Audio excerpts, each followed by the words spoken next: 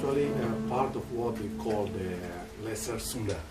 During the colonial time, I think during the Dutch and Portuguese time, they used to call it part of the eastern part of Lesser Sunda. That actually goes from basically from the Indonesia. I think if we to make it easy for people to know where Timor is, we will basically refer to Indonesia and Australia. So yeah, it comes also from a long history before, because the island was initially colonized, or at least visited by the Portuguese explorers back in the 15th centuries. We managed to proclaim our independence back in 28th of November 75. 75, yeah. So some of them agree with one way, some of them agree with the other way. They didn't come to a consensus, so there was a small civil war back in 75. We have a very sad history back in 42.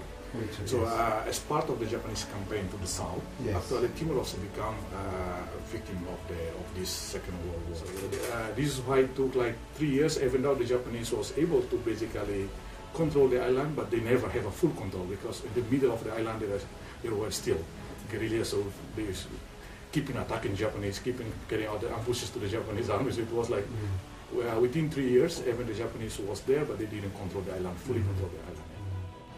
Basically retrieve themselves, withdraw themselves to the border, and then they enter Indonesia.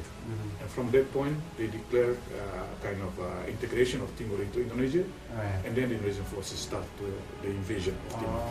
Yeah, started from, I think they started to have the incursions from October, November, but on 7th of December, 75, there was a full-scale invasion of Timor. And then from that point on, we fought back, so it took us 24 years. One of the motto we have is that it is better to die if we don't have a mission. I think basically between Timor and Korea, we share the same foundation. Justice, peace. So I think this is the basic that we share, that we have the same philosophy. It is also one thing that we would like to also appreciate, to acknowledge, is the generosity of Korean government in including Timor-Leste as part of the APS program. So, starting from 2009, if I'm not mistaken, we started to send our workers to Korea.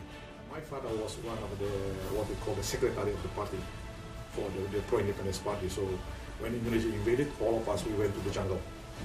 So my father was a nurse, so he set up a hospital for the resistance, so we call the guerrilla hospital. So we stayed in the jungle for 3 years, more than 3 years. When I came back and I started to study in Timor, but it was not really convenient, so I decided to fly to Indonesia. I stayed in Java for almost 10 years. I went back to Timor in 1993, but then unfortunately I was repatriated again. Because I was repatriated to Portugal, because I was part of the underground movement for independence. So the army, the military decided to send us out of Timor. So I went to Portugal and I stayed in Portugal. I was working for the Portuguese government. I was a civil servant in Portugal until 2000. Then I went back to Timor in 2001, just after the referendum. And then I stayed over there, and I was working for the United Nations, for the UNDP. And after that, I joined the Ministry of Foreign Affairs, and I was appointed to Australia. So my first posting was Australia. And I was basically recruited by the President Ramazzotta. He is very familiar with Korea. So I work in his office as his Deputy Chief of Staff for the President in 2013. So, okay, thank you very much. Okay.